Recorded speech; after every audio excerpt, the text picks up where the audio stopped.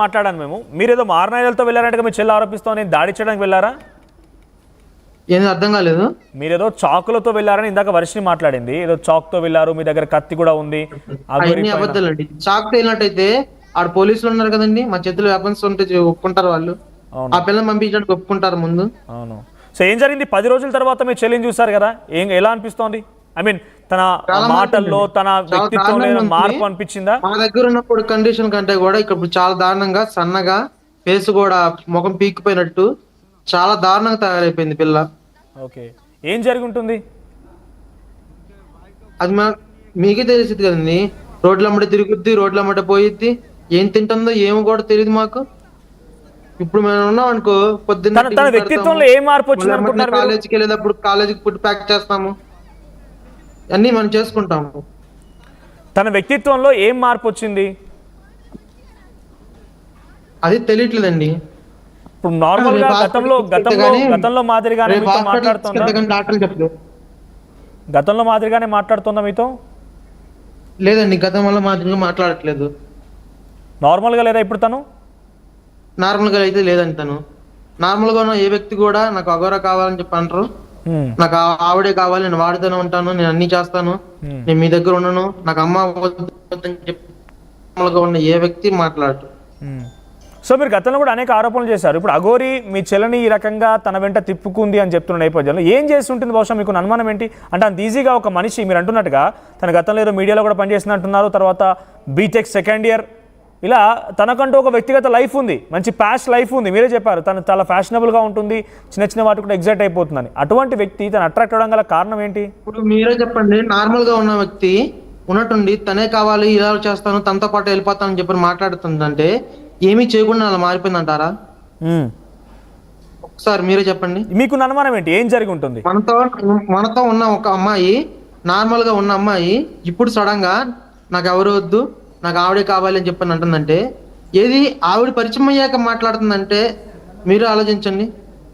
Normal గా ఉన్న వాళ్ళు ఎవరైనా అలా మాట్లాడతారా? నేను ముఖ్యంగా ఒకటి అడుగుతున్నానండి, ఏ అఘోరాకైనా కార్ ఎందుకు? ఏ అఘోరాకైనా ఒక యూట్యూబ్ ఛానల్ ఎందుకండి? ఏ అఘోరాకైనా అసలు యూట్యూబ్ ఛానల్ ఎందుకు? తన ఏమన్నా నార్మల్ పీపులా? నార్మల్ మనిషికి అయితేనే యూట్యూబ్ ఛానల్ కావాలి, అదొక బిజినెస్. యూట్యూబ్ ఛానల్ అనేది కూడా ఒక బిజినెస్. బిజినెస్ తో పని ఏముందండి నాకు అర్థం కాదు. ఒక అఘోరా అయితే గనక ఒకవేళ తను నిజంగా అఘోరాగా మారాలంటే మాత్రం, ఇవి ట్రీట్మెంట్ చేయించినా కూడా అతను అఘోరాగా మారతానంటే మాత్రం నేను ఈవిడితో పంపించడానికైతే యాక్సెప్ట్ చేయను. జోనా అక్కడ అని ఉందండి, అక్కడ రియల్ అఘోరాస్ ఉంటారు. వాళ్ళు కూడా ఎన్నో టెస్టులు చేస్తే కానీ ఒప్పుకోరండి శిష్యురాలుగా. అమ్మా నాన్న పర్మిషన్ ఉంటే కానీ నిజమైన అఘోరా ఒప్పుకోరండి. ఏ అఘోరా కూడా అమ్మా నాన్న పర్మిషన్ లేకుండా శిష్యురాలుగా యాక్సెప్ట్ చేయరండి. ఇప్పుడు ఈ అఘోరాని ఫేక్ అంటున్నారా? తన ఇష్టంగా వెళ్ళినా కూడా అమ్మా నాన్న పర్మిషన్ లేదు, సో నేను ఒప్పుకోమని చెప్పని అంటారు. కావాలంటే మీరు ఎంక్వైరీ చేసుకోవచ్చు. ఏ రియల్ అఘోరి దగ్గరికి వెళ్తే మీరు జూనా అక్కడికి వెళ్తే మాత్రం అక్కడ దొరుకుతారు, అక్కడ వాళ్ళే చెబుతారు. ఇప్పుడు ఈ అఘోరా వెంట వెళ్ళాలని మీ చెల్లి పదే పదే కోరుకుంటోంది. ఈ అఘోరా ఫేక్ అంటున్నారా మీరు? ఫేకేనండి. మీరు పెట్టే సర్వేలోనే చాలా మంది ఫేక్ అని చెప్పని అన్నారు. అవును, మేము ఫాలో అవుతున్నాము, మీ ఛానల్లో పెట్టే సర్వేస్ అన్ని చూస్తున్నాము. సో మీకు మీ ఇంట్లో ఉన్న రోజు గుర్తు రాలేదా? ఆ రోజు అఘోరిని మీ ఇంట్లో ఎందుకు ఉంచుకున్నారు? ఆ రోజు గుర్తు రాలేదా? ఏమండి, ఫస్ట్ వచ్చినప్పుడు బాగున్నప్పుడు, తర్వాత రెండోసారి వచ్చినప్పుడు బాగుండిద్దని అనుకుంటారు కదండి. ఇప్పుడు డాక్టర్ ఉన్నాడు, ఒక హై ప్రొఫైలిటీ ఉన్న వ్యక్తి ఉన్నారు. అలాంటి వ్యక్తిని చూస్తున్నప్పుడు వచ్చినప్పుడు ఎలా ఉంటారండి? నార్మల్ గానే రాణిస్తారు, కానీ తనకి ఏదో ఉందని. పైగా మేము అంతకు ముందు మా గురువు గారిని ఉన్నారండి, మా గురువు గారి దగ్గరికి మా నాన్నగారిని తీసుకెళ్ళినప్పుడు నయమైంది. అలానే ఈవిడ కూడా ఒక హై ప్రొఫైల్ వ్యక్తి, ఒక యూట్యూబ్ లో వస్తున్నప్పుడు పూజారులు, ఇప్పుడు మన గుడికి వెళ్తే మనం ముఖ్యంగా కోరుకునేది కోరికైనా ఏదైనా సరే అయ్యగారిని పూజిస్తాము. అలాంటి అయ్యగారు ఈమెకు భయపడి లోపలికి వెళ్ళి పూజలు చేపిస్తుంటే అలా ఈమె ఎంత గొప్పది అనుకుంటాం మనం. అలా అనుకునేగా తీసుకెళ్ళాము. తీరా చూస్తే మాటలతో ఇన్ఫ్లుయెన్స్ చేసి, మీరు చూస్తున్నట్టయితే కనుక పోలీస్ స్టేషన్ లో నా ఇష్ట ప్రకారం వెళ్తున్నాను, నాకు అమ్మ వద్దు, నాన్న వద్దు, అఘోరే కావాలి అని చెప్పని రాసింది కదా. ఆ మాటలు కూడా ఎలా రాయాలి ఏంటని చెప్పని కూడా చాలా మంది ఛానల్స్ కి నేను ఇచ్చాను వాయిస్. ఎలా మా చెల్లెలు ట్రైన్ చేసిందో, ఎలా రాపిచ్చిందో, ఎలా ట్రైన్ చేసింది ఆ మాటలు రాయించడానికి కూడా మీ చెల్లెపైన ఎటువంటి ప్రయోగం చేసింది? కావాలంటే మీ నంబర్ ఉంది కదా నా దగ్గర, మీకు ఆ వాయిస్ రికార్డ్ పంపిస్తాను మీకు. తర్వాత మీరు విని మీ ఛానల్ ప్లే చేయండి. ఒకసారి మీరు చెప్పండి, మీ మాటలో చెప్పండి ఒకసారి. నువ్వు గనక నా దగ్గరికి రావాలంటే ముందు మీ దగ్గరలో ఉన్న పోలీస్ స్టేషన్ కి ఫోన్ చేసి నువ్వు ఇలాగా నాకు అమ్మ వద్దు నాన్న వద్దు నేను అఘోరమ్మతోనే ఉంటానని చెప్పి నువ్వు లెటర్ రాసి నా దగ్గరికి రా అని ఆవిడే చెప్పి ట్రైనింగ్ ఇచ్చింది. మా చెల్లి ఫోన్ నా దగ్గర ఉండటం వల్ల ఆ వాయిస్ రికార్డ్ నాకు దొరికింది.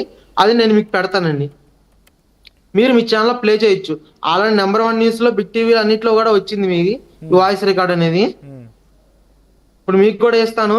అలానే మేము CCTVలో కూడా వచ్చిందండి. పంపించండి, వాయిస్ రికార్డ్ పంపించండి, మీకు పంపిస్తానండి. ఇది ఇప్పుడు రైట్, పంపించండి. సో ఈ రకంగా తనని మొదటి నుంచి కూడా మోటివేట్ చేస్తుందని మీరు చెప్తున్నారు. మరి అంతలా మోటివేట్ చేస్తున్నప్పుడు మీరు ఎందుకు గమనించి వెంటనే తనని వెళ్ళిపోమని చెప్పలేదు? దీన్ని వెళ్తేనే కదండి తన ఫోన్ మాకు. ఒక్కసారి Harsha, if you don't mind, మాకు అఘోరి కూడా RTV స్టూడియోకి కాల్ చేసి తన అందుబాటులో ఉంది. ఒకసారి మీరు ఓకే అంటే తనతో మాట్లాడిస్తా. తీసుకోండి. రైట్, అఘోరి అమ్మ వినిపిస్తోందా వాయిస్? చెప్పండి. రైట్, మీరు మొదటి నుంచి ట్రైన్ చేశారు తనకి, మీరు ఎలా బయట రావాలో కూడా చెప్పింది మీరే. ఒకరు ట్రైన్ అవుతారా నాన్న? ఒకరు ట్రైన్ అవుతారా? చెప్పండి, మాట్లాడండి అఘోరి. ఒకరు ట్రైన్ చేస్తే ఒకరు ట్రైన్ అవ్వరు నాన్న. వాళ్ళు ఇష్టపూర్వకంగానే వచ్చారు కాబట్టి ఓకేనా. నేను అంతలాగా నా బిడ్డ అనుకున్నాను కాబట్టి నేనేం మాట్లాడలేకపోతున్నా. ఎందుకంటే నన్ను వచ్చింది, నేను కూడా అంత నమ్మాను. వారం రోజులు మీరు అక్కడ ఉండేసరికే మీ బిడ్డ అయిపోయింది, కానీ కనీ పెంచి అంతర్ధానం చేసిన వాళ్ళ బిడ్డ కాలేదా? తను మీ వెంట తీసుకెళ్తున్నారు, వాళ్ళ పర్మిషన్ కావాలా? వాళ్ళ మమ్మీ మేము ఇటు వచ్చిన తర్వాత ఒక 4-5 సార్లు మాట్లాడింది. నా ఫోన్తో నేనే కాల్ చేసి మాట్లాడు అని నేను అంటేనే మాట్లాడింది. వాళ్ళ అమ్మ కూడా మొన్న హైదరాబాద్ వచ్చినప్పుడు కూడా ఫోన్ చేసింది. అమ్మ ఎక్కడున్నా అంటే మేము పలానా చోట ఉన్నాము, నేను వచ్చి కలుస్తానమ్మా, త్వరలోనే వస్తాము, జ్యోతిర్లింగాల దర్శనం అయిన తర్వాత అని అన్నది. అంటే కేసు ఫిర్యాదు చేసి కంప్లైంట్ ఇచ్చిన తర్వాత కూడా మీతో మాట్లాడారు అయితే? 100%. నా కాల్ రికార్డ్స్ తీయండి, నేను రికార్డింగ్ పెట్టే ఉద్దేశాలు నాకు ఉన్నాయి. నా కాల్ రికార్డ్స్ లో అయితే ఉంటది కదా. నా కూతురు నాకు అప్పచెప్పమ్మా, నా కూతురు నా దగ్గర పంపించమని ఆ తల్లడగలేదా? అలా ఏం మాట్లాడలేదు. ఎక్కడున్నా బాగుండండి, ఎప్పుడు వస్తారని మాట్లాడింది.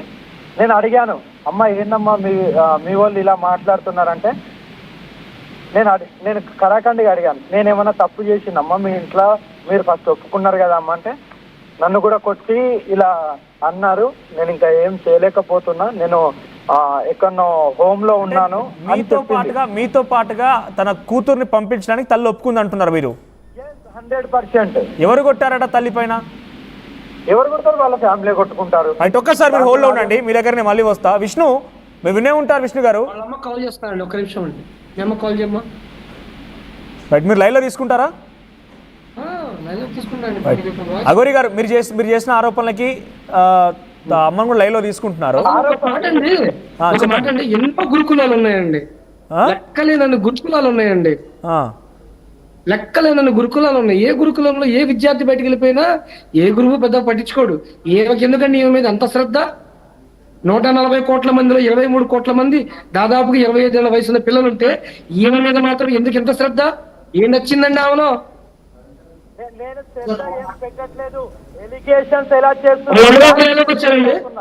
అమ్మ స్వరూపారెడ్డి గారేనా? మాట్లాడండి మీరు ఒకసారి ఆగండి. అమ్మ వినిపిస్తోందా? వర్షిణి వాళ్ళ అమ్మగారు. అవును, మాట్లాడండి. వర్షిణి వాళ్ళ అమ్మగారు, అమ్మ మిమ్మల్ని ఎవరైనా, మీరు మంగళగిరిలో PS లో కంప్లైంట్ చేసిన తర్వాత కూడా అఘోరి అమ్మతో మీ కూతురు వర్షిణి వెళ్ళిపోతుంటే మధ్యలో మీరు కాల్ చేశారా, మాట్లాడారా వాళ్ళతో?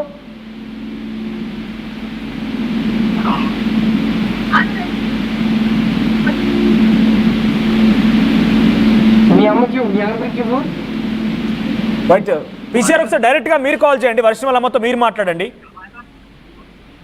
PCR ఒకసారి డైరెక్ట్ గా వర్షిణి వాళ్ళ అమ్మతో మీరు కాంటాక్ట్ లోకి వెళ్ళండి.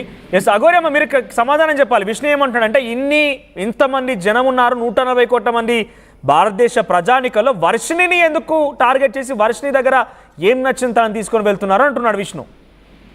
ఎన్నో సమస్యలను తీర్చాల్సినవి, మీరు అనేక సమస్యల పైన పోరాడతానని చెప్పారు. నానా తీసుకెళ్లడంలో నేనేం అభ్యంతరం చెప్పట్లేదు. ఎలిగేషన్స్ ఎలా చేస్తున్నారు అనేది, ఇప్పుడు ఎలిగేషన్స్ లేనిపోని ఎలా రుద్దుతున్నారు అనేది మెయిన్.